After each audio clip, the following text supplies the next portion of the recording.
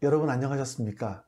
네, 안타깝게도 어저께 예배 영상이 음성이 녹음되지 않았습니다. 그래서 다시 한번 설교만 녹화를 하게 되었습니다. 여러분과 같이 하나님 말씀 나눌 말씀은 누가복음 5장 1절에서 11절까지입니다. 누가복음 5장 1절에서 11절입니다. 무리가 몰려와서 하나님의 말씀을 들을새 예수는 게네사렛 호숫가에 서서 호숫가에 배 두 척이 있는 것을 보시니 어부들은 배에서 나와서 그물을 신지라. 예수께서 한 배에 오르시니 그 배는 시몬의 배라. 육지에서 조금 떼기를 청하시고 앉으사 배에서 무리를 가르치시더니 말씀을 마치시고 시몬에게 이르시되 깊은 데로 가서 그물을 내려 고기를 잡으라.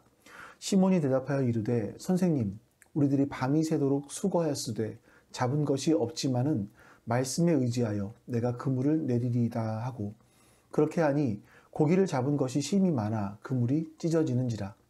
이에 다른 배에 있는 동무들에게 손짓하여 와서 도와달라 하니 그들이 와서 두 배의 채움에 잠기게 되었더라. 시몬 베드로가 이를 보고 예수의 무릎 아래에 엎드려 이르되 주여 나를 떠나소서 나는 죄인이로소이다 하니 이는 자기 및 자기와 함께 있는 모든 사람이 고기 잡힌 것으로 말미암아 놀라고 세베대의 아들로서 시몬의 동업자인 야고보와 요한도 놀랐습니다. 예수께서 시몬에게 이르시되 무서워하지 말라. 이제 후로는 내가 사람을 취하리라 하시니 그들이 배들을 육지에 대고 모든 것을 버려두고 예수를 따르니라. 아멘. 오늘은 먼저 여러분들에게 중앙대학교 교수이신 김누리 교수님이 한 방송국에서 강연했던 것의 요약본을 여러분들에게 같이 좀 보여드리도록 하겠습니다.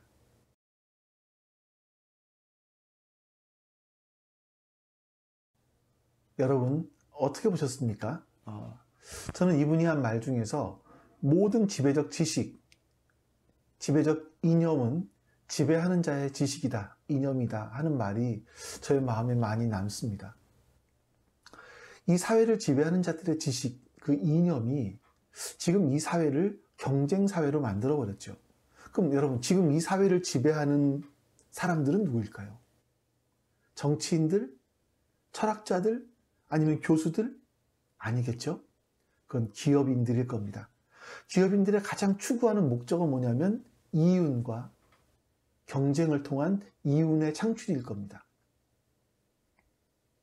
그래서 모든 것들이 모든 시스템이 돌아가는 것들을 보면 돈과 연관되어 있고 이윤을 남기는 것과 연관되어 있죠. 그래서 이윤을 남기기 위해서 다른 사람과 경쟁할 수밖에 없는 겁니다. 실제로 우리는 학창시절에 친구들과부터 경쟁을 하기 시작했고 직장에서는 직장 동료들과 경쟁을 해야만 했습니다. 동료라고 말을 하지만 경쟁하는 관계이죠. 이제는 앞으로는 사람들을 넘어서 사람들과의 경쟁을 넘어서 이제는 사람들이 AI와 경쟁을 해야 된다. 이런 말까지 합니다. 그러니까 지금 이 시대는 앞으로 이 시대는 무한 경쟁 사회 속에 우리는 살아가고 있는 겁니다. 사람들이 그런 무한 경쟁의 경쟁의 사회를 살아가면서 이거를 당연한 것처럼 받아들이고 있는 거죠. 경쟁하는 것을 비판 없이 당연하게 받아들이고 있는 겁니다. 이렇게 무한 경쟁 사회를 살아가면서 사람들이 가장 많이 느끼는 게 뭐냐면 지친다, 피곤하다 이런 것일 겁니다. 그래서 독일 한 대학교에서 교수로 있는 한병철 교수님이 피로사회라는 책을 썼습니다. 그분은 우리의 사회를 피로사회로 규정을 합니다. 오늘은 특별하게 영상을 하나 더 보도록 하겠습니다.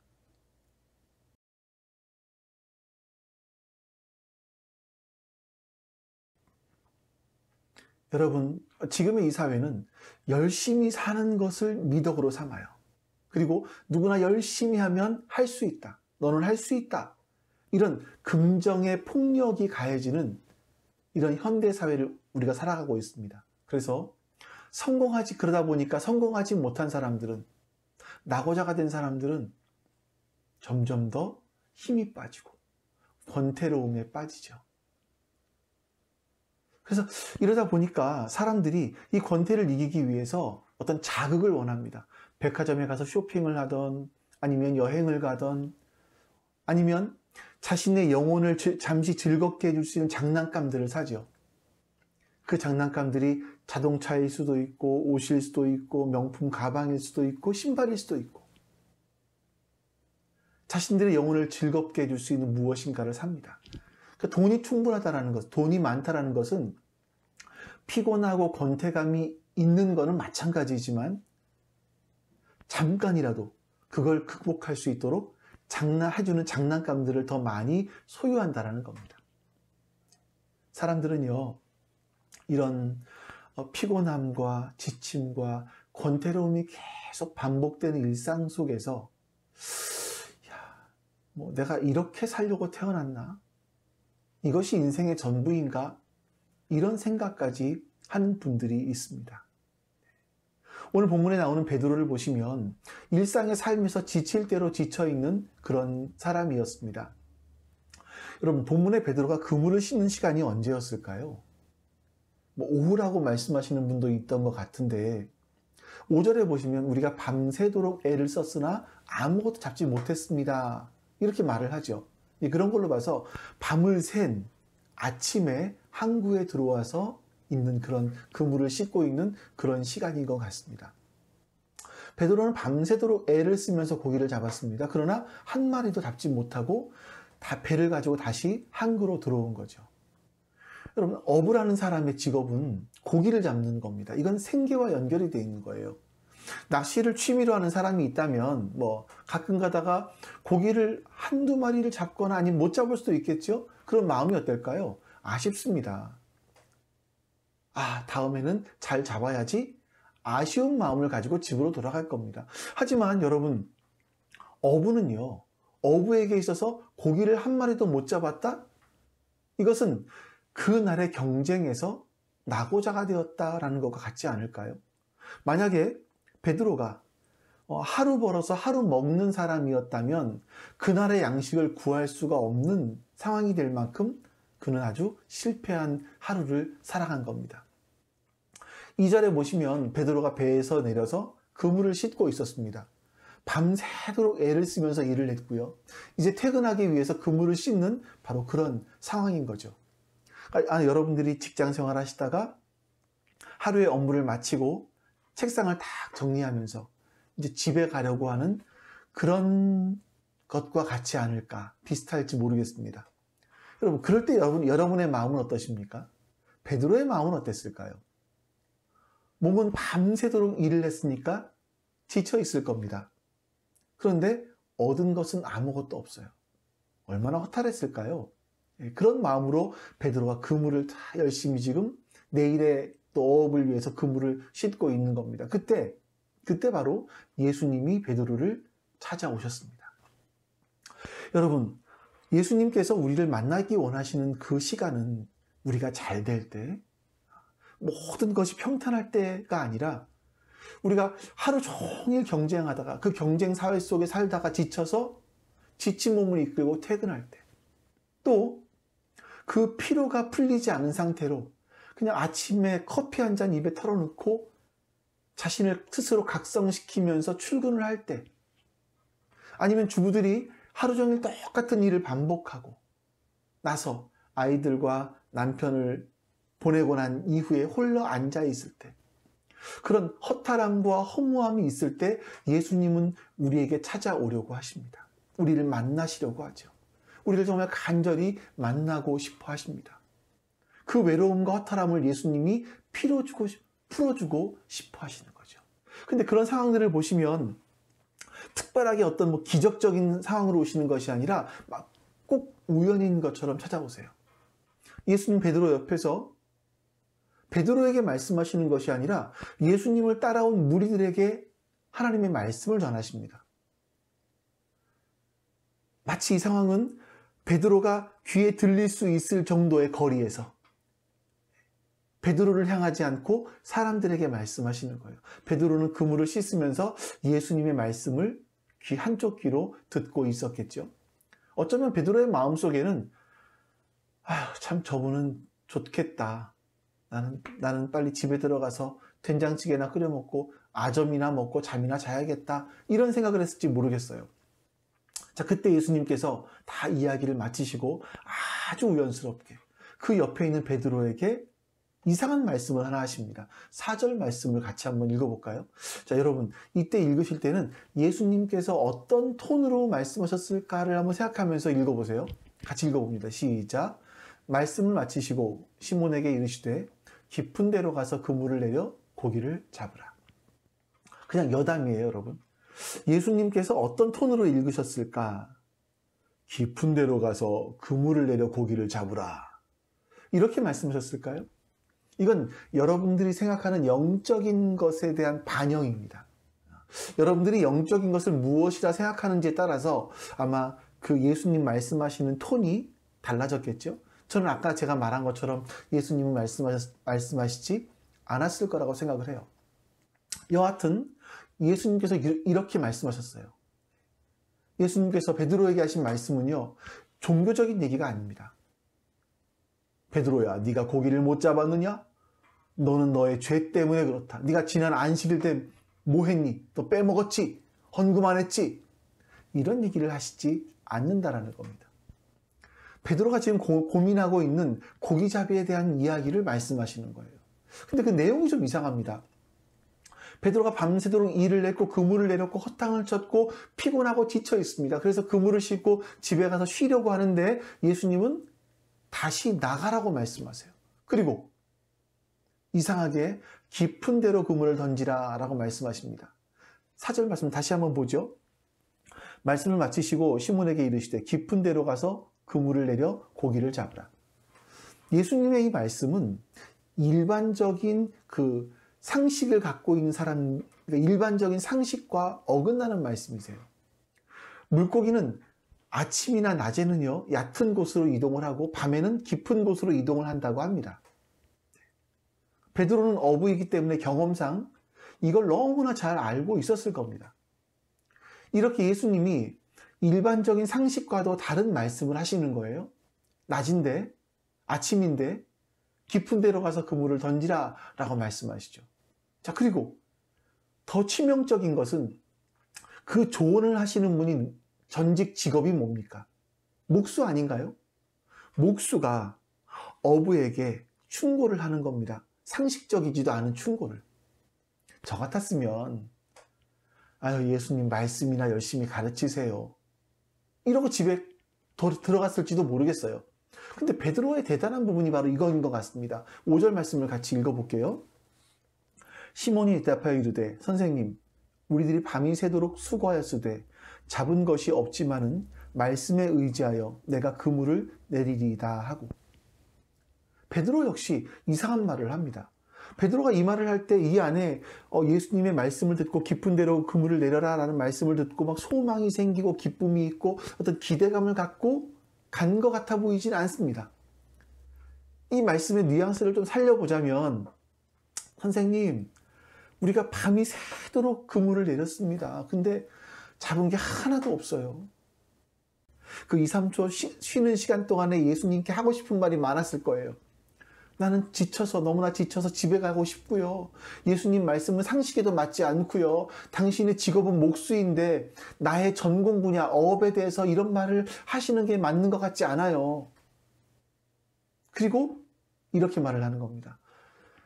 하지만 선생님의 말씀이니까 그 말씀을 따라서 그물을 내려보겠습니다. 베드로가 이런 말을 하는 겁니다. 베드로는 그다지 기대하지 않고 그물을 챙겨서 깊은 데로 갔을 겁니다. 그때 여러분 놀라운 일이 일어나죠. 여러분 다 아시는 말씀이죠.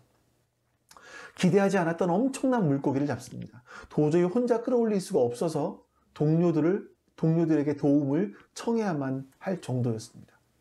자, 고기를 잡고 나서 베드로가 예수님께 뭐라고 말합니까? 8절. 또 이상한 말을 해요. 시몬 베드로가 이를 보고 예수의 무릎 아래에 엎드려 이르되 주여 나를 떠나소서 나는 죄인이로소이다 하니. 베드로가 저 같으면 여러분, 선생님 이제 저랑 동업하시겠습니까? 예. 선생님이 물고기 어디 있는지 알려주시기만 하고 저는 나가서 잡을게요. 수익은 우리 50대 50으로 하시죠. 그럼 우리 대박 날 겁니다. 여기 우리 이 갈릴리에서 떼부자가 될 겁니다. 이런 이야기를 할 것 같은데 베드로는 자기의 일어난 이 놀라운 일들을 보고서 이상한 말을 합니다. 주여, 나를 떠나소서.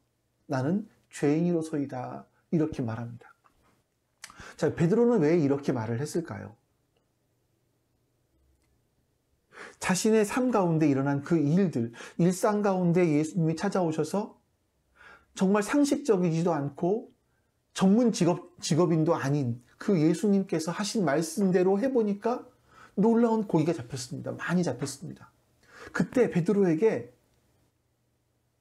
눈이 열리기 시작을 하는 거죠.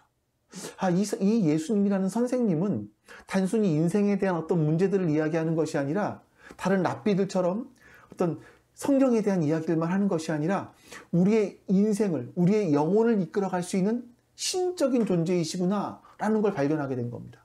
제가 그렇게 말씀드릴 수 있는 이유는 구약의 많은 사람들이 하나님을 발견했어요. 하나님을 만났어요. 하나님을 만난 이후에 화로다. 나는 죽게 되었도다. 내가 죄인의 몸으로서 하나님을 뵙는구나. 이런 고백을 하거든요. 이것이 이스라엘 사람들이 갖고 있는 하나님을 만나면 나는 죽는다. 내가 죄인이기 때문에라는 그런 생각이었습니다. 베드로도 본능적으로 나는 죄인입니다. 나는 당신과 함께 있을 만한 사람이 못 됩니다. 라고 고백을 하는 거죠. 자기가 죄인임을 인식하게 되었고 예수님이 신적인 존재라는 것을 발견하게 되었기 때문에 그렇습니다.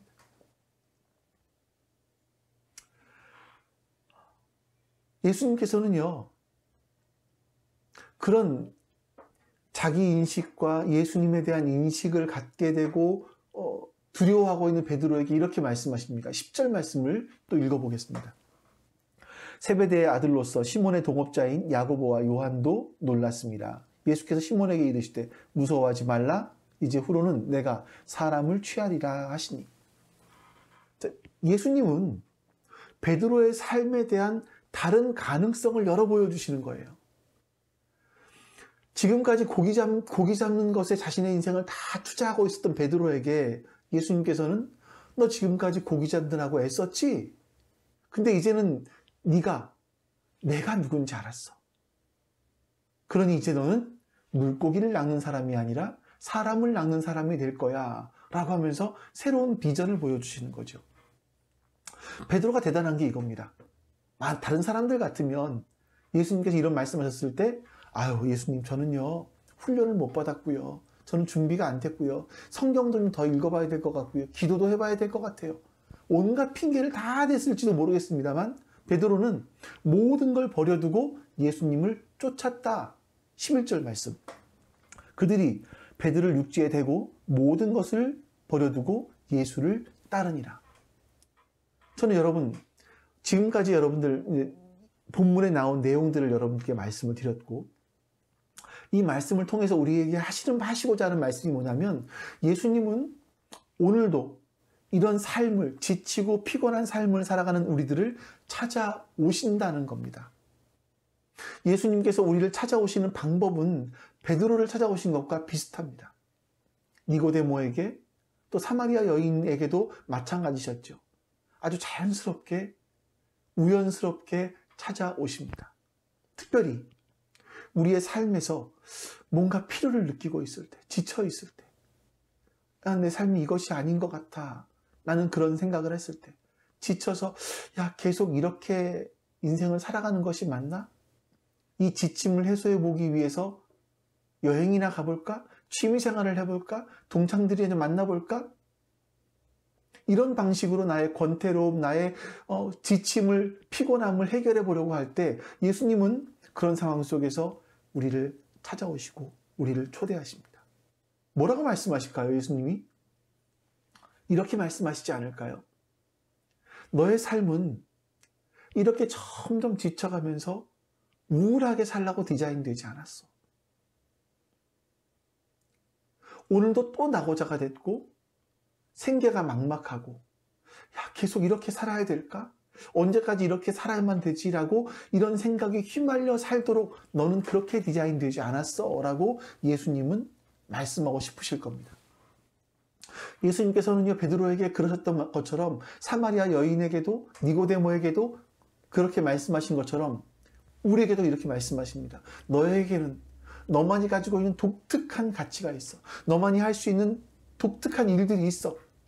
너는 나에게 참 귀중한 사람이야. 이렇게 말씀하실 겁니다. 왜냐하면 하나님께서 사람들을 향해서 가지고 있는 마음이 그렇고요. 성경을 보시면 하나님은 한 사람 한 사람을 그렇게 창조하셨기 때문이다 라고 말씀하기 때문에 그렇습니다.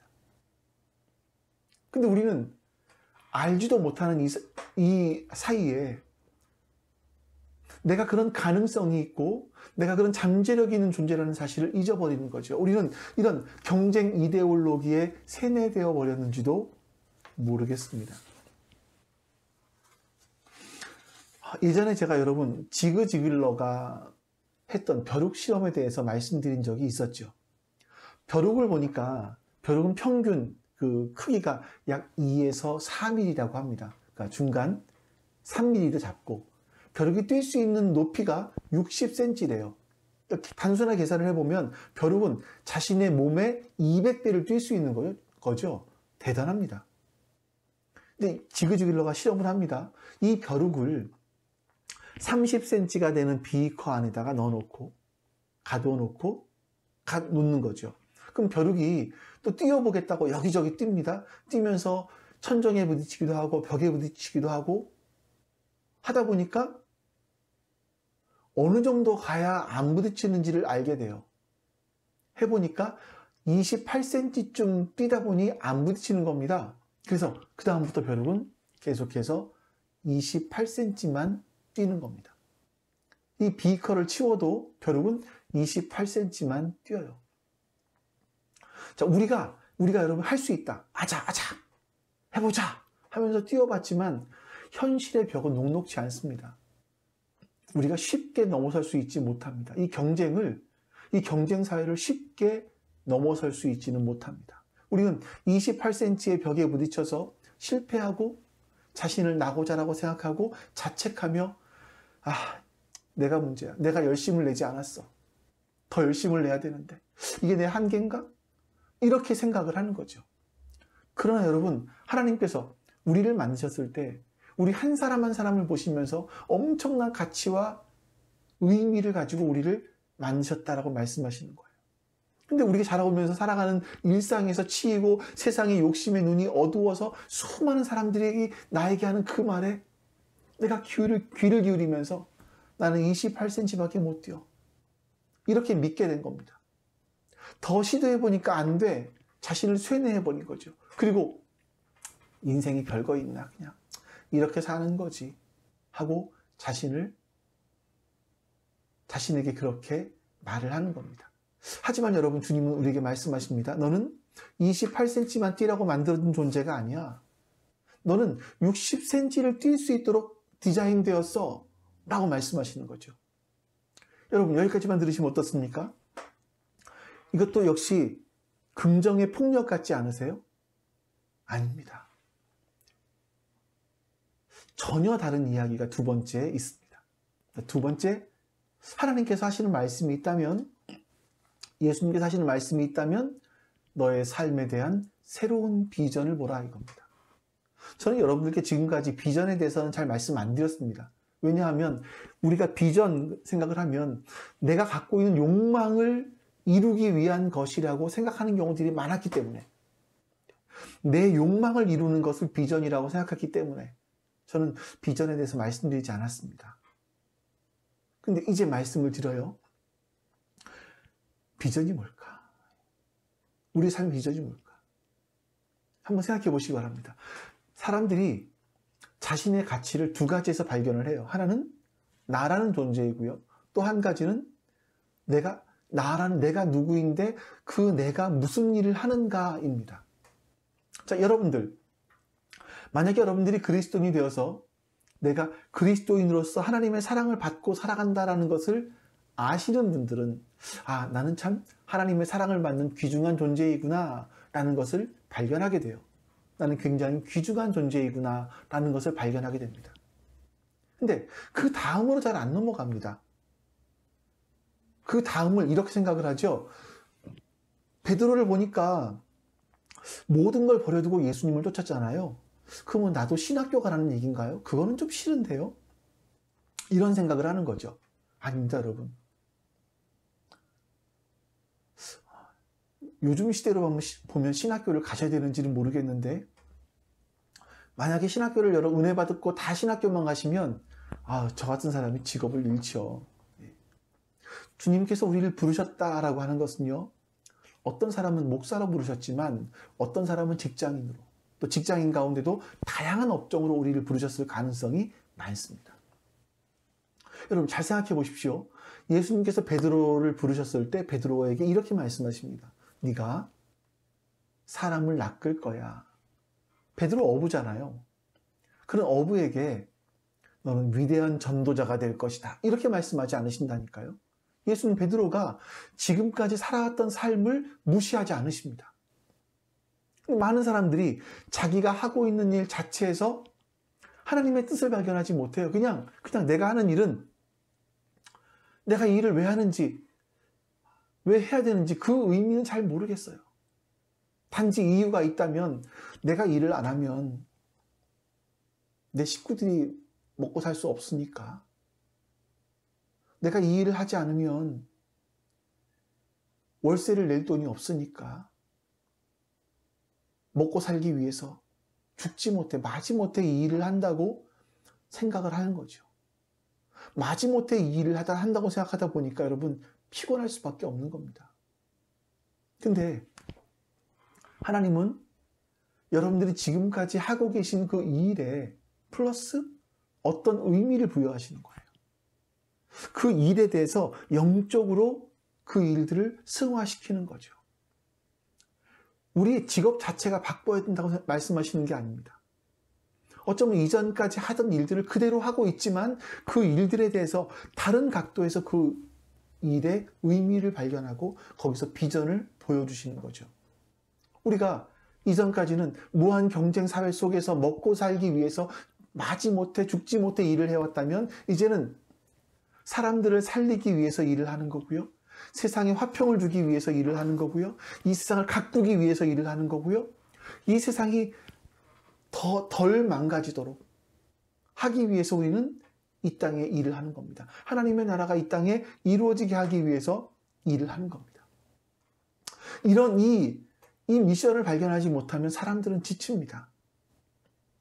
우리가 살고 있는 이 경쟁 사회는요, 인생을 피곤하게 만들어요. 자, 그런데 그 피곤을 극복할 수 있는 것은요, 하나님께서 우리를 향하신 그 비전을 발견할 때인 겁니다. 하나님 비전을 발견하면 그 다음에 예수님께서 나를 따라오라 라고 말씀하십니다. 그리고 내 인생의 리더가 되어주시죠. 이게 세 번째입니다. 예수님은 우리에게 비전을 보여주실 뿐만 아니라 그 비전을 성취할 수 있도록 우리와 함께 걸어가시는 분이세요. 만약 나의 삶의 영역에서 여러분들이 이게 하나님께서 나에게 주신 비전입니다 라는 그 비전을 발견하게 되고 그렇게 살아가려고 하신다면 여러분들은 아마 이게 내 힘으로, 내 의지로, 내 지혜로, 지식으로 부족하구나 라는 걸 발견하실 수 있을 거예요. 그래서 우리는 예수님을 의지할 수밖에 없는 겁니다. 예수님께서 네가 나를 따라오너라, 내가 너로 사람 낳는 어부가 되게 해주겠다라고 비전을 보여주시고 내가 너로 하여금 그렇게 될 수 있도록 도와주겠다라고 말씀하시는 겁니다. 여러분, 일상에 지쳐 있으십니까? 피곤하십니까? 몸과 마음이 피곤하세요?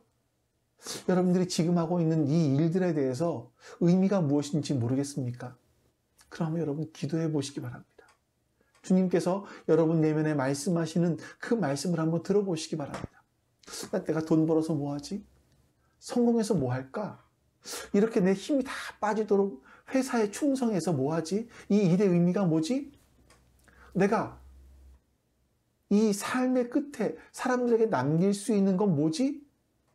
한번 하나님께 여러분 물어보시기 바랍니다. 그럼 하나님께서 여러분들에게 분명히 무언가를 가르쳐 주실 거예요. 베드로는요, 이런 예수님을 발견했기 때문에 모든 걸 버려두고 예수님을 쫓았다라고 말합니다. 모든 걸 버려두고 예수님을 쫓았기 때문에 여러분들, 우리들도 모든 재산을 다 버리고 예수님을 쫓으라는 것은 아닙니다. 여기서 모든 걸 버려두고 예수님을 쫓았다라는 얘기는요, 전적으로 예수님을 신뢰하며 살아가기 시작했다라는 거예요.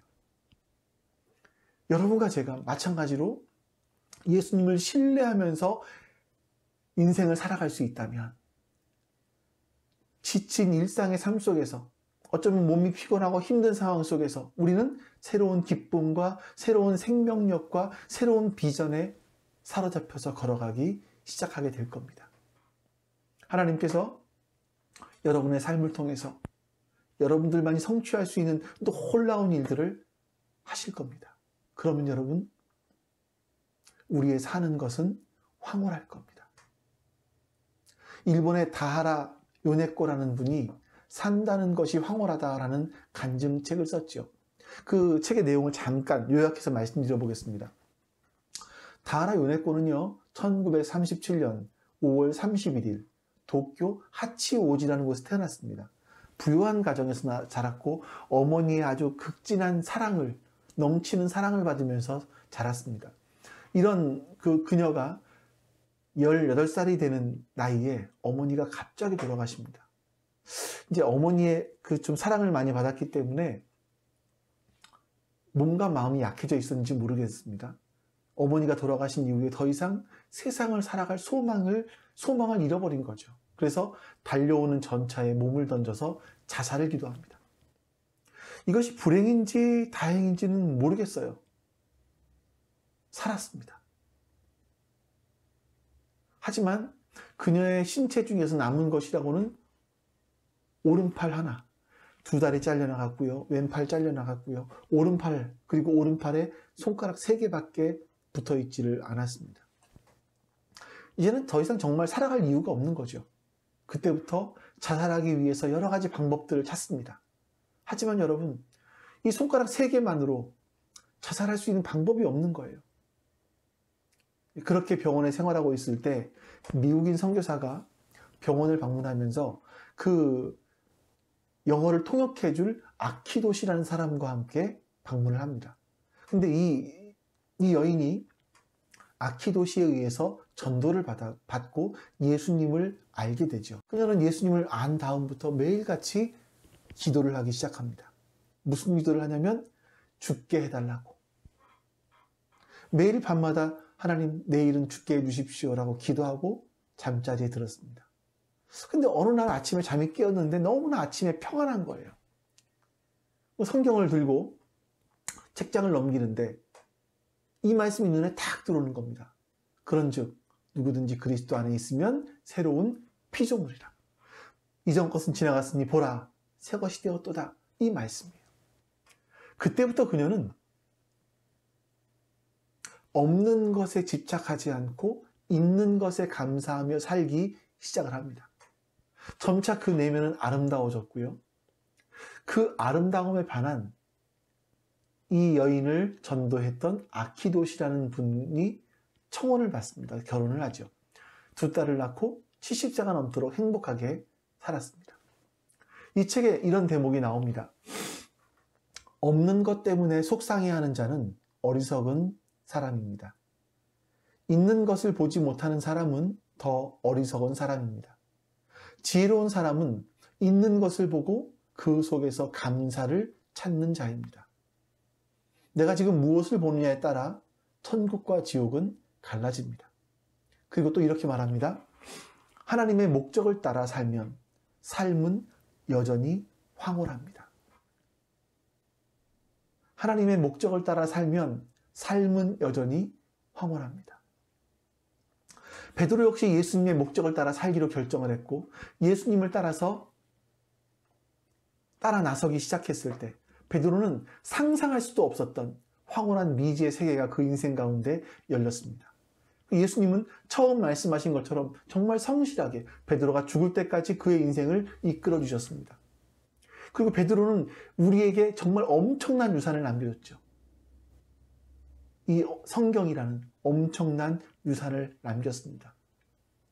또 복음을 전했던 엄청난 유산을 남겼죠. 베드로의 삶은 있으나 마나한 삶이 아니라 꼭 살았어야 될 귀중한 삶이었습니다. 하나님은 우리 역시 그렇게 되길 원하시는 겁니다. 그것이 성경에서 보여주고 있는 하나님이시고 하나님의 사랑입니다. 우리는 사람들과 경쟁하다가 지쳐서 피곤한 인생을 살라고 창조되지 않았습니다. 하나님은 우리를 28cm만 뛰라고 창조하지 않으셨습니다. 우리들은 놀라운 가치를 가지고 태어났습니다. 나의 가치를 실현하기 위해서는요, 나타내기 위해서는요, 정말 가치 있는 삶을 누리기 위해서는 예수님을 따라가는 것이 가장 좋은 길입니다. 만약에 여러분 다른 길이 있다면 한번 시도해 보십시오. 가능하다면, 된다면 한번 그렇게 사세요. 하지만 여러분, 예수님을 따라가면서 내 삶 속에서 의미를 발견하고 가치 있는 삶을 사는 유일한 길이라는 것을 발견하신다면 여러분, 예수님의 제자가 되신 겁니다. 그렇다면 베드로가 그랬던 것처럼 놀랍고 황홀한 삶을 여러분들과 제가 함께 살아갈 수 있기를, 우리 모두가 그렇게 황홀한 인생을 살아갈 수 있기를 주님의 이름으로 축원합니다. 기도하겠습니다. 아버지 하나님, 감사합니다. 예수님께서 사마리아 여인을 찾아오시고 니고데모를 찾아오시고 베드로를 찾아오셨던 것처럼 우리를 찾아오셔서 우리를 만나기 원하시는 주님, 우리가 가장 힘들 때, 지쳐있을 때, 피곤할 때, 무언가 도움이 절실히 필요할 때 우리 주변에 찾아오셔서 우리를 만나기 원하시는 주님, 우리가 주님을 향해서 눈을 뜨게 해주시옵소서. 주님을 만나게 해주시고 우리의 인생도 예수님의 인도하심을 따라 내 인생이 황홀하다라고 고백할 수 있는 그런 인생을 살게 해주시옵소서. 하나님께서 오늘도 우리를 기억하시고 우리의 삶을 하나님의 선한 길로, 하나님의 비전으로 우리를 이끌어가 주시길 원하며 감사드리며 우리 주 예수 그리스도의 이름으로 기도하옵나이다. 아멘. 하늘에 계신 우리 아버지여, 이름이 거룩히 여김을 받으시오며 나라가 임하시오며 뜻이 하늘에서 이루어진 것 같이 땅에서도 이루어지이다. 오늘 우리에게 일용할 양식을 주시옵고 우리가 우리에게 죄 지은 자를 사하여 준 것 같이 우리 죄를 사하여 주시옵고 우리를 시험에 들게 하지 마시옵고 다만 악에서 구하시옵소서. 나라와 권세와 영광이 아버지께 영원히 있사옵나이다. 아멘.